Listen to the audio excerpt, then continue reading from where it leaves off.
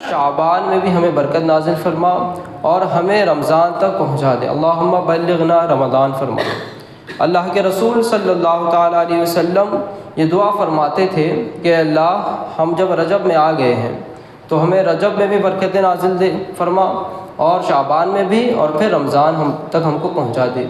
اکثر یہ ہوتا ہے کہ لوگ جو اہل اللہ ہوتے ہیں، جو اللہ کے نیک بندے ہوتے ہیں، وہ رمضان شریف کا بہت اہتمام کرتے ہیں، اور وہ اہتمام اس اعتبار سے بھی کرتے ہیں کہ رجب سے وہ رمضان کی آمد کا تیاری کرنے شروع کر دیں، پریپریشن کرنا شروع کر دیتے ہیں۔ اسی طرح بہت سے لوگ رجب شریف اور شعبان شریف میں وہ روزے بھی رکھتے ہیں۔ بہت سے موقعوں پر ہم بڑی راتوں پر بھی روزے رکھتے ہیں، اور دوسرے کچھ ایسے بھی اللہ والے ہیں جو رجب اور شعبان میں 2 مہینے مسلسل روزے رکھتے ہیں، اور ان کی یہ دلیل ہے کہ جب رمضان شریف اتنا متبرک اور مبارک مہینہ آ رہا ہے تو ہم رجب ہی سے اس کی تیاری کریں گے، اس کی تعظیم کے لیے ہم رجب ہی سے اپنے آپ کو سدھار لیں گے۔ سال بھر ہم جو کرتے تھے، لیکن اب رمضان شریف آ رہا ہے تو ہم رجب سے تیاری کریں گے۔ اور یہاں تک بھی احادیث میں یہ باتیں موجود ہیں کہ رجب وہ اللہ کا مہینہ ہے، رجب اللہ عز و جل کا مہینہ ہے، اور شعبان وہ رسول اللہ صلی اللہ علیہ وسلم کا مہینہ ہے، اور رمضان وہ امت مصطفیٰ صلی اللہ علیہ وسلم کا مہینہ ہے۔ تو یہ ایک ضمنی بات ہے جو میں عرض کرنا چاہتا ہوں۔ اور رجب المرجب یہ بہت سی برکتیں اپنے اندر سمائے ہوئے ہیں۔ رجب کی بہت سی تاریخیں ہیں، بہت سے ایسے دن ہیں رجب میں جو بہت سے اولیاء اکرام، انبیاء اعظام سے وہ منسوب ہیں۔ جیسے کہ رجب کی 4 تاریخ، جیسے رجب کا مہینہ شروع ہوتا ہے رجب المرجب کا، تو اس کی 4 تاریخ کو ہمارے محسن اعظم ہندوستان، بلکہ جنوبی ہندوستان میں اور خصوصاً دکن کے علاقے میں حضرت خواجہ سید محمد حسینی المعروف خواجہ بندہ نواز بلند پرواز شہباز دکن رضی اللہ تعالیٰ عنہ کا یوم ولادت ہے۔ عام زبان میں کہنے جنم دن ہے، برتھ ڈے ہے۔ تو خصوصاً گلبرگہ والوں کے لیے شرف حاصل ہے کہ ہم بندہ نواز سرکار کا جو یوم ولادت مناتے ہیں وہ 4 رجب ہی کو مناتے ہیں۔ پھر 5 رجب گزر گئی تو 6 رجب پھر چھٹی شریف آئی ہے، اور چھٹی شریف ہم نے دیکھا کل پوری دنیا میں حضرات مسلمانان اکرام نے، تمام مسلمانوں نے حضور خواجہ غریب نواز عطائے رسول ہند الولی حضرت خواجہ معین الدین حسن سنجری یا سنجزی رضی اللہ تعالیٰ عنہ کا یوم منایا۔ 6 رجب المرجب حضرت خواجہ غریب نواز رحمۃ اللہ تعالیٰ علیہ کا یوم وصال ہے، جس کی مناسبت سے پوری دنیا میں عاشقان خواجہ غریب نواز وہ آپ کا عرس مناتے ہیں۔ اور اجمیر معلیٰ میں تو دیکھیں سروں کا ایک سمندر نظر آتا ہے، دنیا بھر سے لوگ آتے ہیں، خصوصاً ہندوستان سے بہت سے علاقوں سے لوگ اجمیر شریف جاتے ہیں۔ لوگ بتاتے ہیں کہ اجمیر معلیٰ میں خصوصاً چھٹی شریف کے دن آپ کو پیر رکھنے کی جگہ نہیں ملتی ہے۔ تو یہ اللہ عز و جل اپنے بندوں کی محبت اپنے بندوں کے دلوں میں ڈال دیتا ہے، اپنے اولیاء کی محبت اپنے بندوں کے دلوں میں ڈال دیتا ہے۔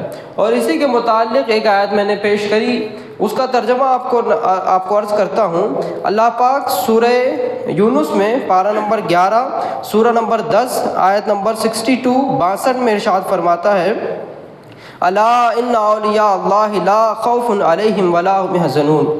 ترجمہ ہے، سن لو بے شک اللہ کے ولیوں کو پر نہ کچھ خوف ہے نہ کچھ غم۔ انگلش ترجمہ ہے، listen no doubt upon the friends of Allah there is neither any fear nor any grief۔ اس کا مختصر سا تشریح یہ ہوگی کہ اللہ کے جو اولیاء ہوتے ہیں، جو ولی اللہ ہوتے ہیں، ان کے متعلق قرآن شریف میں اللہ عز و جل ارشاد فرماتا ہے کہ سن لو بے شک اللہ کے ولیوں کو نہ کچھ خوف ہے نہ کچھ غم۔ تو جو اللہ کا ولی ہوگا، ولی کا سمپل سا معنی آپ سمجھ لیں دوست کا ہوتا ہے، فرینڈ کا ہوتا ہے، ہمارے بھی دوست ہوتے ہیں۔ اسی طرح اللہ نے بھی دنیا میں اپنے کچھ بندوں کو اپنا دوست بنا رکھا ہے۔ یہ ولی اللہ کی عطا سے بھی ہوتے ہیں، اور انسان محنت و مشقت کر کے اللہ عز و جل اس کے رسول صلی اللہ علیہ وسلم کی تابعداری کر کے اللہ عز و جل کو راضی کر کے نوافل اور خدمات خلق کی بدولت بھی وہ ولایت حاصل کر سکتا ہے۔ لیکن جس عظیم ولی کا ہم آج ذکر کر رہے ہیں وہ حضرت خواجہ معین الدین حسن سنجری رضی اللہ تعالیٰ عنہ ہیں۔ ان کے متعلق سوانح نگاروں نے اور ہسٹورینس نے لکھا ہے کہ وہ اپنی ماں کے پیٹ سے ولی پیدا ہوئے تھے۔ وہ ایسے نہیں تھے کہ دنیا میں آئے، انہوں نے عبادتیں کی، اللہ کو انہوں نے راضی کیا، پھر انہیں ولایت ملی، ایسا نہیں ہے، بلکہ وہ مازرزاد ولی ہیں۔ اور حضرت خواجہ غریب نواز رضی اللہ تعالیٰ عنہ کا بچپن آپ دیکھیں گے، بچپن کے موقع پر آپ کے والد کا انتقال ہو جاتا ہے، اور ایران کا ایک شہر ہے سجستان یا سیستان، وہیں سے آپ کی ولادت، وہیں پہ آپ کی ولادت ہوئی، اور وہیں پر جو ہے آپ جو ہے عالم بلوغت کو پہنچتے ہیں، جوانی کے عالم میں آتے ہیں، تو آپ کے والد کا انتقال ہو جاتا ہے۔ روایتوں میں موجود ہے کہ حضرت ابراہیم قندوزی رحمۃ اللہ تعالیٰ علیہ جو ایک مجذوب بزرگ تھے، مجذوب اولیاء کی وہ جماعت ہوتی ہے جن کو دیکھنے پہ لگتا ہے کہ بالکل پاگل ہے۔ ہم نے ایسے اولیاء بھی دیکھے ہیں، اور شریعت میں ایسے اولیاء پر حکم لگانا جہالت کے مانند ہے۔ تو ہر پاگل کو آپ پاگل مت کہیے، دیکھنے میں اگر کوئی پاگل سا معلوم ہوتا ہے، اس کے کپڑے جو ہے میلے کچیلے ہیں، اس کے سر کے بال جو ہے وہ جو ہے خراب ہیں، تو ایسے بھی ولی ہوتے ہیں جن کو مجذوب کہتے ہیں۔ تو یہ ایسے ہی ولی تھے حضرت ابراہیم قندوزی رحمۃ اللہ تعالیٰ علیہ۔ وہ جس شہر میں رہتے تھے سجزان میں، وہاں کے بچے جو ہے آپ کو ستایا کرتے تھے، آپ کو جو ہے پتھر مارے کرتے تھے، اور آپ سے جو ہنسی مذاق اور استہزاء کرتے تھے۔ ایک دن آپ جو ہے حضرت خواجہ غریب نواز رحمۃ اللہ تعالیٰ کا ایک باغ تھا، اس باغ میں آپ کھیتی کرتے تھے۔ خود خواجہ غریب نواز رحمۃ اللہ تعالیٰ نے بڑی محنت مشقت کی ہیں۔ یہ جو آج اجمیر میں سروں کا سمندر نظر آتا ہے، یہ بڑی محنتوں سے حاصل ہوا ہے۔ یہ حضرت خواجہ غریب نواز رحمۃ اللہ تعالیٰ علیہ جو ہے اپنے ہی باغ میں کھیتی باڑی کرتے تھے، اور حضرت ابراہیم قندوزی رحمۃ اللہ تعالیٰ علیہ آ کے بیٹھ گئے۔ اب یہ نگاہ ولی دیکھی، نگاہ ولی میں وہ تاثیر دیکھی، بدلتی ہزاروں کی تقدیر دیکھی۔ تو حضرت خواجہ غریب نواز خود مادرزاد ولی ہیں، آپ نے ایک نظر سے دیکھ لیا کہ یہ صاحب کرامت ہے اور مجذوب بزرگ ہیں۔ حضرت ابراہیم قندوزی رحمۃ اللہ تعالیٰ علیہ کے پاس پہنچے، ٹھنڈا پانی کا پیالہ پیش فرمایا، اور انگور کا ایک خوشہ توڑا، ایک انگور کا جو ہے وہ گچھا توڑا، اور آپ کی بارگاہ میں پیش کر دیا۔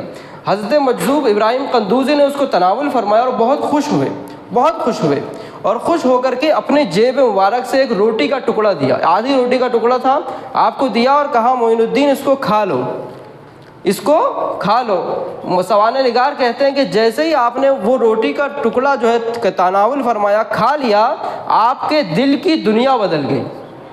آپ نے اس روٹی کے ٹکڑے کو کھانے کے بعد آپ کے دل کی دنیا ایسی بدلی کہ آپ نے اپنا سارا کاروبار، اپنا باغ اور جو چیز آپ کے پاس تھی سب بیچ دیا، سب بیچ کر کے راہ خدا میں نکل گئے، اور علم دین حاصل کیا، اور ایک مرشد کامل کی جو ہے تلاش و جستجو میں نکلے۔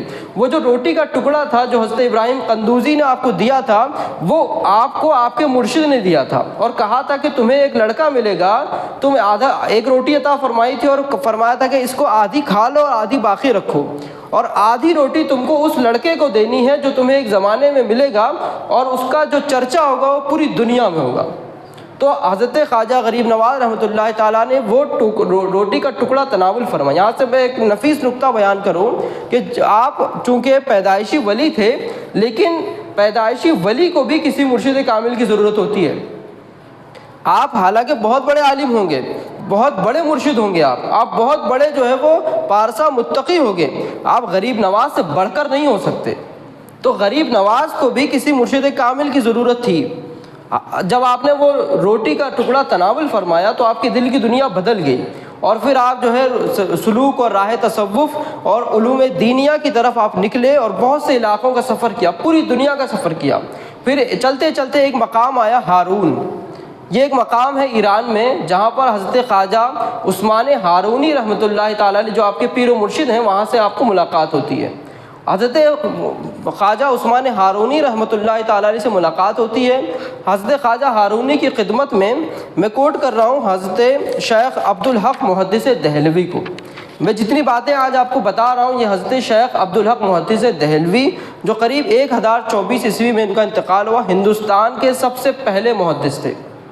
ہندوستان میں علم حدیث، یہ جو حدیث کی کتابیں آپ دیکھتے ہیں، یہ سب سے پہلے لانے والے اور علم حدیث کو پھیلانے والے یہ حضرت شیخ عبدالحق محدث دہلوی رحمۃ اللہ تعالیٰ علیہ تھے۔ آپ کی ایک کتاب مشہور ہے، معروف ہے اور بہت مانی جاتی ہے اولیاء کے حقائق اور اولیاء کی تواریخ کے بارے میں، اس کا نام ہے اخبار الاخیار۔ اخبار الاخیار یعنی اخیار، اچھے لوگوں کی خبریں۔ یہ اخبار الاخیار کتاب اردو میں ملتی ہے، انگریزی میں ملتی ہے، ہر زبان میں مل جاتی ہے۔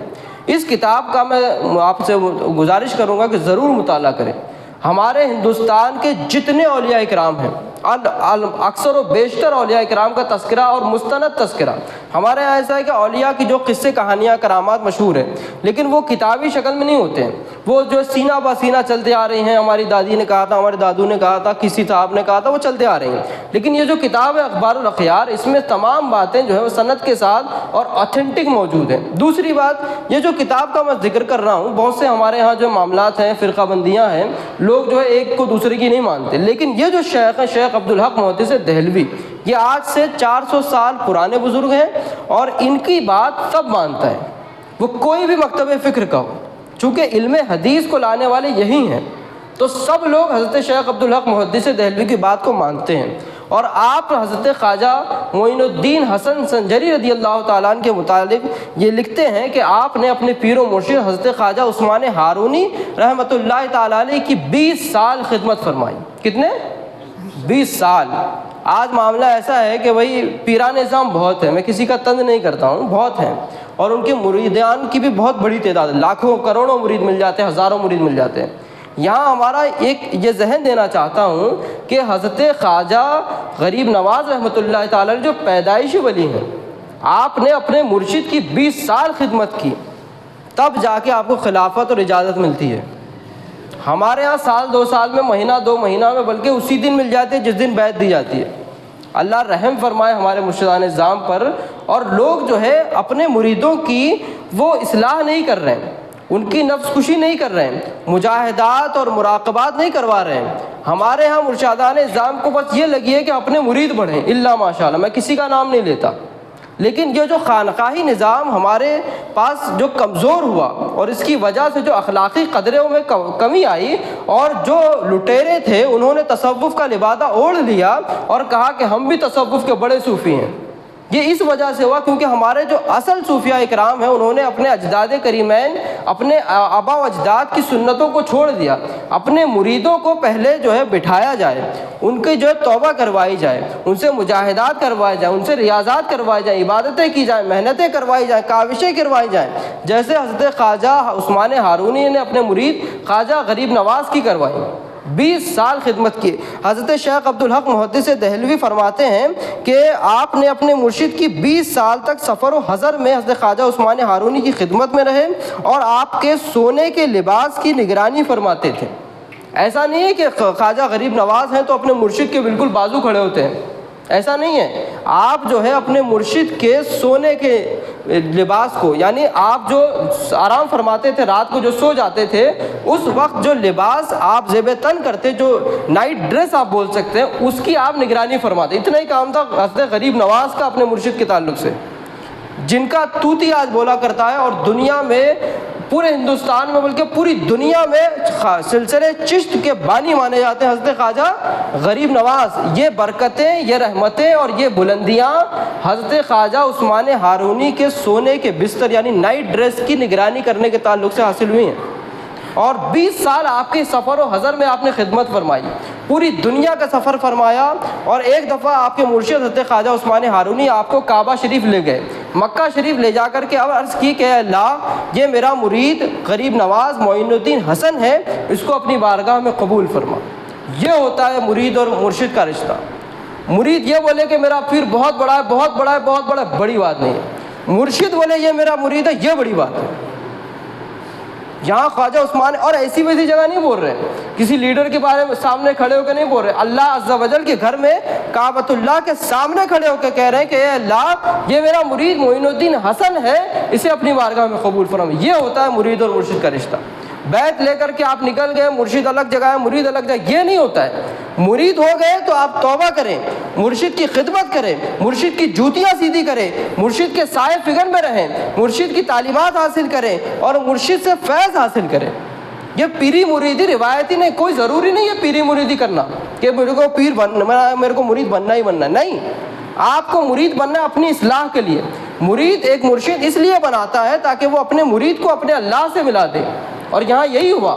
20 سال سفر کرتے ہیں اور بیت اللہ لے جا کر کے کہتے ہیں کہ اللہ یہ میرا مرید ہے معین الدین حسن، اس کو اپنی بارگاہ میں قبول فرما۔ سوانح نگار لکھتے ہیں کہ کعبۃ اللہ سے آواز آئی کہ اے خواجہ عثمان ہارونی ہم نے تمہارے مرید کو قبول کر لیا۔ یہ ہوتا ہے مقام، یہ ہوتا ہے مریدی۔ پھر وہاں سے مدینہ شریف آتے ہیں، اور مدینہ شریف میں آ کر کے بھی رسول اکرم صلی اللہ تعالی وسلم کی بارگاہ میں یہی عرض کرتے ہیں حضرت خواجہ عثمان ہارونی کہ اے رسول اللہ صلی اللہ علیہ وسلم یہ میرا مرید ہے، آپ کا بیٹا ہے۔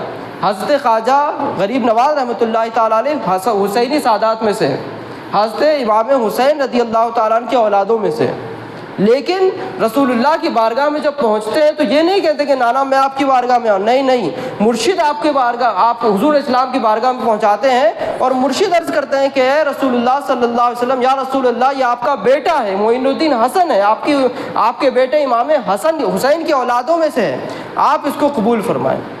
مرشدوں نے لکھا ہے اور سوانح نگاروں نے لکھا ہے کہ حضور رحمت عالم صلی اللہ علیہ وسلم کے حجرہ پاک سے بھی یہ آواز آئی تھی کہ اے خواجہ عثمان ہارونی ہم نے آپ کے مرید کو قبول کر لیا ہے۔ اب حضرت خواجہ غریب نواز رحمۃ اللہ تعالیٰ علیہ سجستان میں پیدا ہوئے، ایران کا سفر فرمایا، مرشد سے ملے، 20 سال سفر کیا، دنیا گھومی، اور بہت سے جو ہے کمالات اور فیوز اپنے مرشد سے حاصل کیے۔ مکہ گئے، پھر مدینہ آئے ہیں، اب مدینہ میں قیام ہے۔ اب کیا ہے؟ مدینہ میں قیام ہے۔ 2-3 سال مدینہ میں رہے۔ اب وہ کون سا بندہ ہوگا جو مدینہ چھوڑ کے کہیں جانا چاہے؟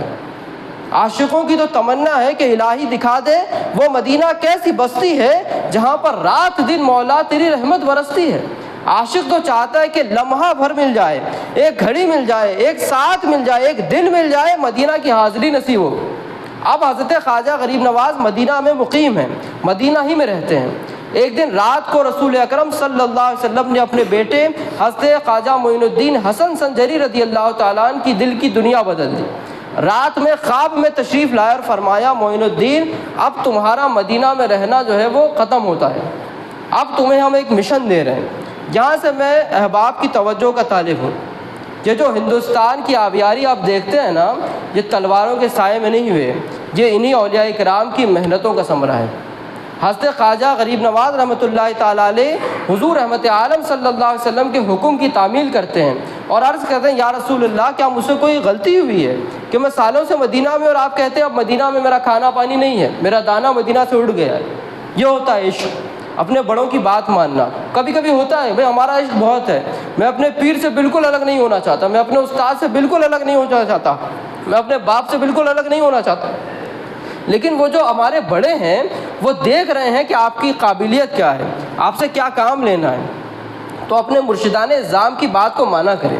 رسول اللہ نے فرمایا بیٹے معین الدین تم سے کوئی غلطی نہیں ہوئی ہے، ہم تمہیں ہندوستان کی ولایت عطا کر رہے ہیں، اور ہندوستان میں اس وقت کوئی مسلمان نہیں ہے الا ماشاء اللہ۔ کچھ مسلمان مالابار کی سرحدوں پر تھے، کیونکہ تاریخ کا طالب علم جانتا ہوں، میں سرے سے انکار نہیں کروں گا کہ خواجہ غریب نواز سے پہلے کوئی مسلمان ہندوستان میں نہیں تھا، ہندوستان میں مسلمان تھے، لیکن نام بھر کے کچھ تاجر تھے جو مالابار کی سرحدوں پر کیرلا وغیرہ میں دکھتے تھے، لیکن پورا ہندوستان مشہور تھا کفرستان کے نام سے۔ یہاں پر کوئی اللہ عز و جل کا نام لینا والا نہیں تھا، کوئی رسول اللہ کا نام لینا والا نہیں تھا۔ ایسی سنگلاخ سرزمین پر، ایسی جو ہے بالکل عجیب سرزمین پر رسول اللہ صلی اللہ علیہ وسلم اپنے چہیتے بیٹے حضرت خواجہ معین الدین حسن کو روانہ فرماتے ہیں۔ روایتوں میں موجود ہے کہ حضور رحمت عالم صلی اللہ علیہ وسلم نے آپ کو ہندوستان کا نقشہ بتایا۔ جب آپ نے عرض کی یہ کون سا علاقہ ہندوستان کہاں ہے، میرے کو تو پتہ نہیں، میں تو ایران میں پیدا ہوا ہوں۔ غریب نواز ایران میں پیدا ہوئے ہیں، وہ ہندوستان سے ناواقف ہیں۔ آپ نے عرض کیا یا رسول اللہ میں نہیں جانتا ہندوستان کہاں ہے، تو آپ کو نقشہ بتایا گیا کہ فلاں فلاں راستے سے جاؤ تو تمہیں ہندوستان ملے گا۔ اب رحمت عالم صلی اللہ علیہ وسلم کے حکم کی تعمیل کرتے ہوئے حضرت خواجہ غریب نواز مدینہ سے سفر کرتے ہیں اور بہت سے علاقوں میں بہت سے بزرگان دین کی بارگاہ میں حاضر ہوتے ہوئے لاہور تک پہنچتے ہیں۔ لاہور میں حضرت داتا علی ہجویری لاہوری رحمۃ اللہ تعالیٰ علیہ کی بارگاہ بے کس پناہ میں حاضر ہوتے ہیں، قریب 1 مہینہ یا 40 دن تک چلا کرتے ہیں۔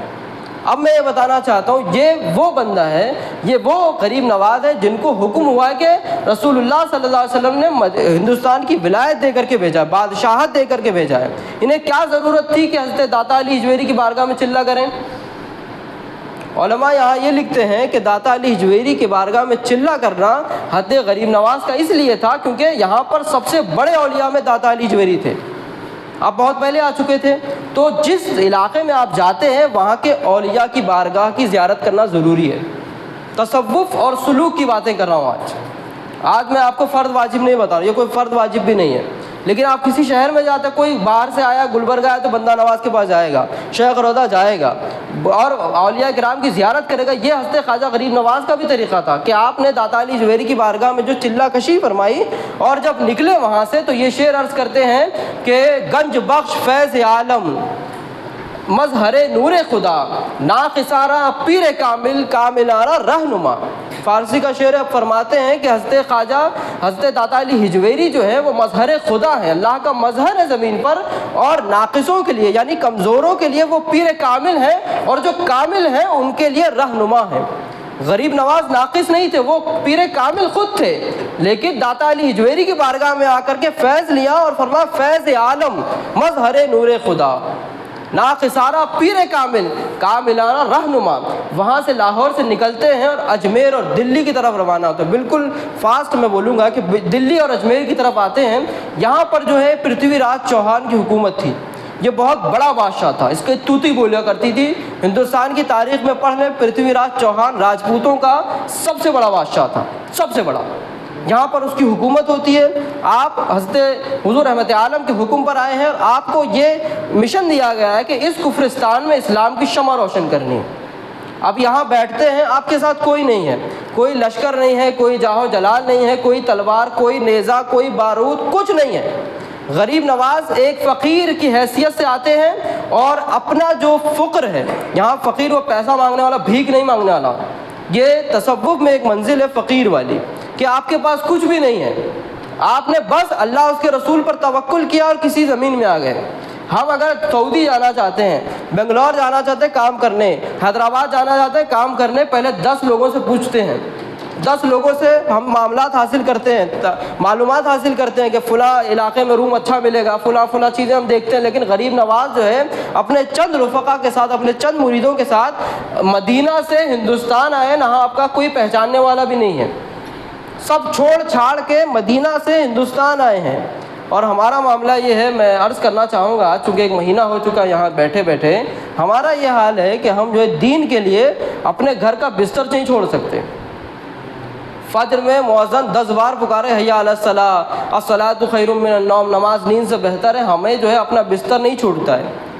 ایک دن آنا ہوتا ہے مسجد میں جمعہ میں تقریر سننے کے لیے، لوگ جو ہے انتظار کرتے ہیں کہ کب مول صاحب کا اردو تقریر ختم ہوگی تو ہم آئیں گے۔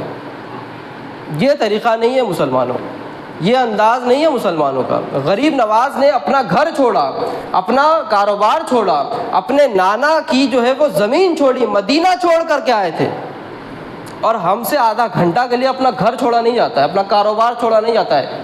میں حکم نہیں بیان کروں گا، ورنہ جمعہ کا حکم ہے کہ جب اذان ہو جائے تو کاروبار بند کر کے مسجد کی طرف آنا ہے، میں حکم نہیں لگا رہا، فتویٰ دینا میرا کام نہیں ہے، وہ علماء مفتیان اکرام دیں گے۔ میں آپ کو جھنجھوڑنا چاہتا ہوں، آپ کی عقلوں پر جو ہے جو پردہ پڑا ہے اس پر میں بات کرنا چاہتا ہوں کہ بھئی آپ کو آدھا گھنٹہ ہی تو دینا ہے، 1 بجے تقریر شروع ہو رہی ہے، آپ اپنا کاروبار بند کر دیں، تشریف لائیں۔ یہ ہم یہاں جو بول رہے ہیں، جو کمیٹی والے جو ہے یہ جو محنتیں کر رہے ہیں، کس کے لیے؟ یہ آپ ہی کی اصلاح کے لیے کر رہے ہیں۔ یہ جو تذکرہ آپ سن رہے ہیں حضرت خواجہ غریب نواز کا، یہ فضول تھوڑی جائے گا۔ یہاں پر مسجد میں آپ بیٹھ رہے ہیں تو مسجد میں بیٹھنے کا ثواب ملے گا۔ جب بھی مسجد میں نویت السنت الاعتکاف پڑھیں، آپ کو جتنی دیر بیٹھیں گے بیٹھنے پر ثواب دیا جا رہا ہے۔ اعتکاف کی نیت کریں، بیٹھنے پر ثواب ہے۔ آپ کو کچھ سمجھ آ رہا ہے، نیند آ رہی ہے، دیٹس اے ڈفرنٹ تھنگ، لیکن بیٹھنے پر بھی آپ کو ثواب ہے۔ اور اللہ کے رسول صلی اللہ علیہ وسلم کی حدیث پاک کا مفہوم ہے عند ذکر صالحین تنزل الرحمہ، جہاں صالحین کا، اولیاء اللہ کا ذکر ہوتا ہے وہاں اللہ کی رحمتیں نازل ہوتی ہیں، تو ان رحمتوں میں آپ کو نہانا ہے۔ تو یہاں پر آپ جلدی آئیں، میں گزارش کرتا ہوں کہ 1 بجے 1:10 کو 1:15 تک تو تشریف لے کے آئیں۔ یہ بہت بری بات ہے کہ آپ جو ہے اپنی مسجد میں اس وقت آ رہے ہیں جب جو ہے خطبہ شروع ہو رہا ہے، یا بہت سے ایسے کم نصیب ہیں جو خطبہ ختم ہونے کے بعد آ جائے، عربی خطبہ جو ختم ہو گیا، جماعت کھڑی ہو رہی تب آ رہے ہیں۔ میں پچھلی دفعہ بتا چکا ہوں، جو لوگ خطبے کے بعد ممبر پر امام جب کھڑا ہو جائے تو وہ فرشتوں کے رجسٹر میں نہیں لکھے جاتے، فرشتے رجسٹر لے کے بیٹھتے ہیں۔ روایت بیان کرنا میرا مقصد نہیں ہے۔ حضرت خواجہ غریب نواز پوری دنیا چھوڑ کر آئے ہیں ہندوستان میں، کفرستان میں، یہاں آپ نے وہ عظیم کارنامہ انجام دیا ہے کہ علماء نے لکھا ہے کہ آپ نے قریب 90,000 یا ایک روایت میں 90 لاکھ مسلمان کیے تھے۔ اور ہم جتنے مسلمان ہیں، میں بلا مبالغہ اس بات کو عرض کروں، ہم جتنے مسلمان آج ہندوستان میں موجود ہیں نا، ہمارے باپا، ہمارے آبا و اجداد میں کوئی نہ کوئی ہوگا جو غریب نواز کے ہاتھ پہ ایمان لایا ہوگا۔ ہم کو نہیں معلوم، ہم اپنے تاریخ کو نہیں جانتے، لیکن ہندوستان میں جو اسلام پھیلا وہ نہ غوری کی تلوار سے پھیلا، نہ غزنوی کی یلغار سے پھیلا ہے۔ میں بحیثیت تاریخ کا طالب علم بول رہا ہوں، جس کو بات کرنی ہے وہ مجھ سے بات کرے۔ ہندوستان میں جو اسلام پھیلا وہ خواجگان چشت کی محنتوں سے پھیلا ہے۔ غریب نواز سے لے کر کے بندہ نواز تک، اور بندہ نواز سے لے کر کے جتنے اولیاء اکرام اس دنیا میں آئے، اس ہندوستان میں، غیر منقسم ہندوستان کی بات کر رہا ہوں، اس وقت نہ پاکستان تھا نہ بنگلہ دیش تھا، سب ایک ہی تھے اس وقت۔ یہ جو لکیریں ہم نے کاٹ دی ہیں، اس علاقے میں 90 لاکھ مسلمان کرنا یہ معمولی بات نہیں۔ وقت نہیں ہے ایک ایک روایت کو بیان کرنا، کرامتوں کو بیان کرنا، یہ وقت نہیں ہے۔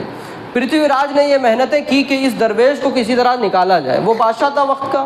اور یہ بھی عرض کروں کہ صوفیہ کا کام جو ہے وہ اہل اقتدار کی چاپلوسی کرنا نہیں ہے۔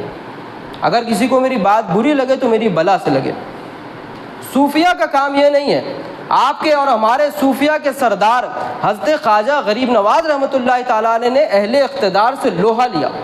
ایک فقیر ہیں، ایک صوفی ہیں، اپنی جو ہے چٹائی پر بیٹھ کر کے وقت کے سب سے بڑے راجپوت بادشاہ اور تاریخ میں سب سے بڑا بہادر بادشاہ پرتھوی راج چوہان ہوا ہے، اس سے آپ لوہا لے رہے ہیں۔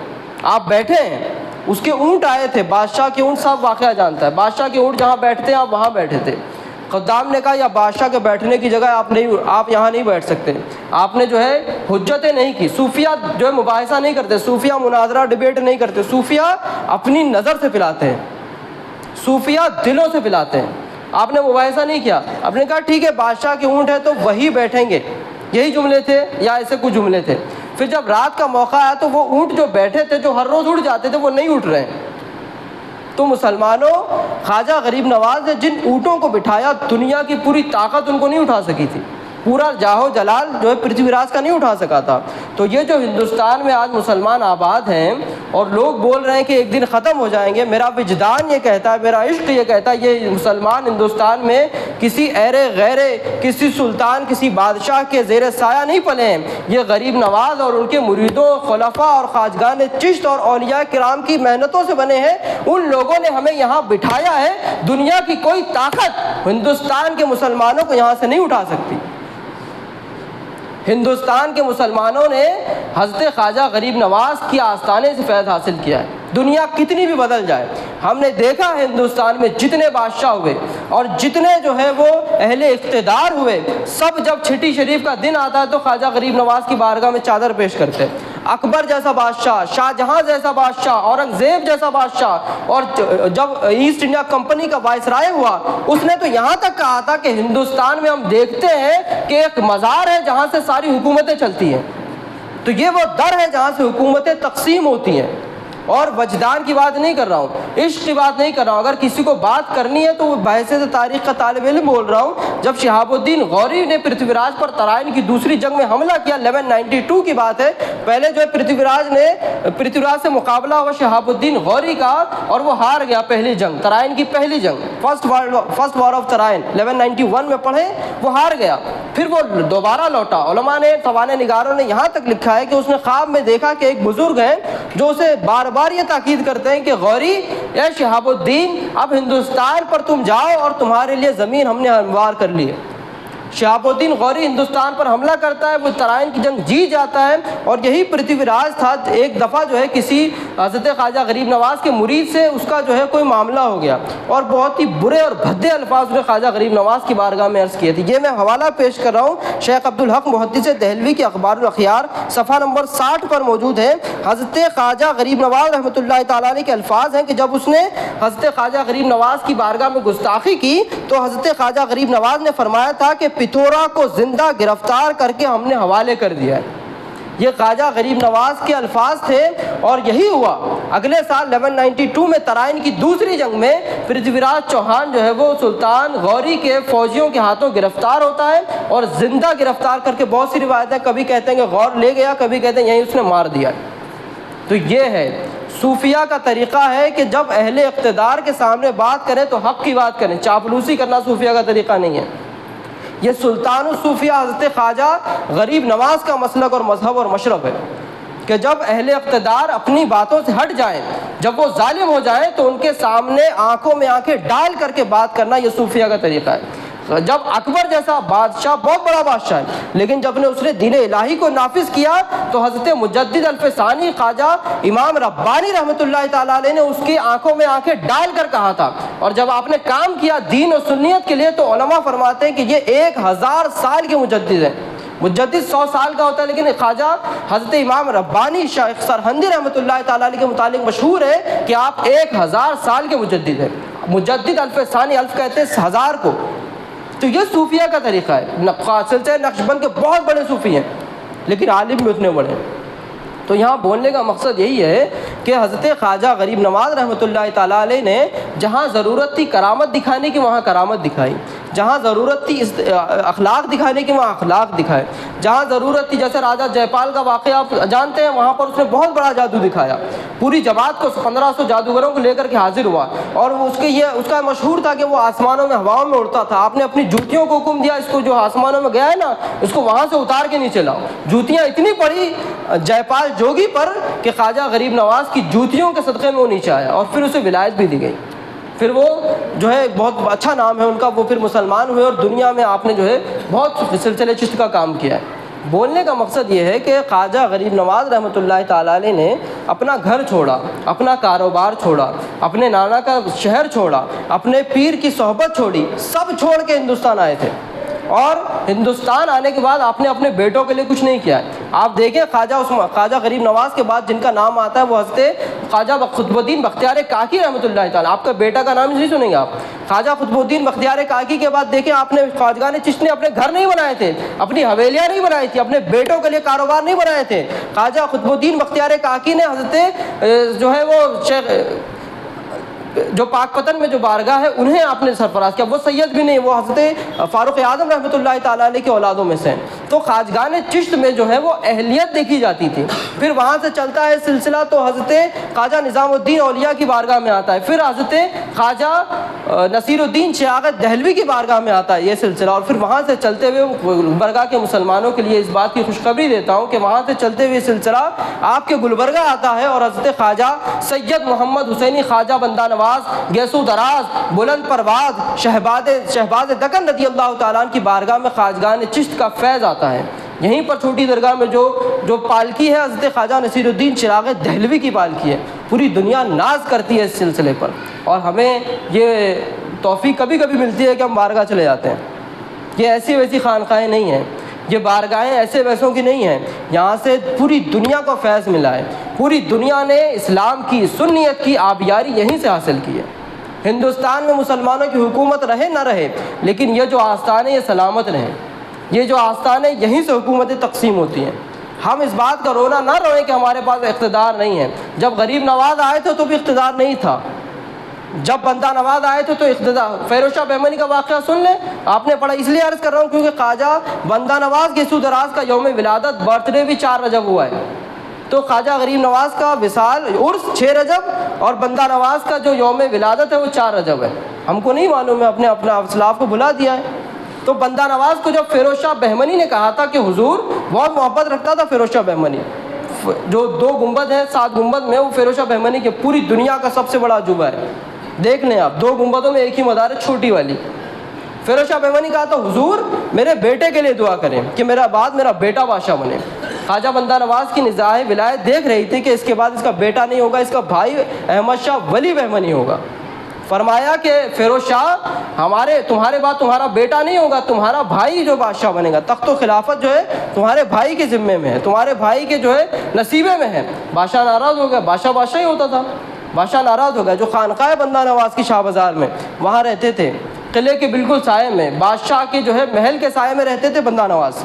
اب جب بادشاہ ناراض ہوا تو صوفیہ کا یہ طریقہ نہیں ہے کہ چاپلوسی کی جائے، صوفیہ بادشاہوں کو نہیں منایا کرتے تھے، آپ نے شاہ بازار کا علاقہ چھوڑ دیا اور وہاں سے آج جو بارگاہ بندہ نواز ہے وہاں تشریف لاتے ہیں، اور پھر تاریخ کا وہ عجیب جو ہے چیز ہم نے دیکھی کہ جو احمد شاہ ولی کے جو آبا اجداد تھے، جو سلطان بہمنی تھا، اس کے بیٹے محمد شاہ اول اور دوم تینوں جو ہے وہ شیخ روضہ کے علاقے میں مدفون ہیں، لیکن جب بندہ نواز نے شاہ بازار کا علاقہ ترک فرمایا، جب قلعے سے نکل کر کے روضہ میں آئے تو پوری بادشاہت سمٹ کر کے 7 گنبد میں آ جاتی ہے۔ اس کے بعد کسی بادشاہ کو آپ شیخ روضے میں دفن ہوتا ہوا نہیں دیکھتے، آپ سارے بادشاہوں کو جو 7 گنبد میں دفن ہوتا ہوا دیکھتے ہیں۔ تو یہ ایسی بارگاہ ہے جہاں سے اقتدار کو بھی بدلا جاتا ہے، لوگوں کی قسمتوں کو بھی بدلا جاتا ہے، لوگوں کو دین بھی دیا جاتا ہے، لوگوں کو دنیا بھی دی جاتی ہے۔ تو یہی 2 بزرگوں کا ذکر آج میں کرنا چاہتا تھا۔ 5 منٹ میرے زیادہ ہو چکے ہیں، لیکن میں سمجھتا ہوں کہ یہ جائز بات ہے کہ ہم جو ہے یہاں 1 بجے سے کھڑے ہیں اور لوگ جو 1:40 کو آ رہے ہیں۔ میں عرض کرنا چاہتا ہوں، بندہ نواز بھی گلبرگہ کے نہیں تھے، دلی سے آئے تھے۔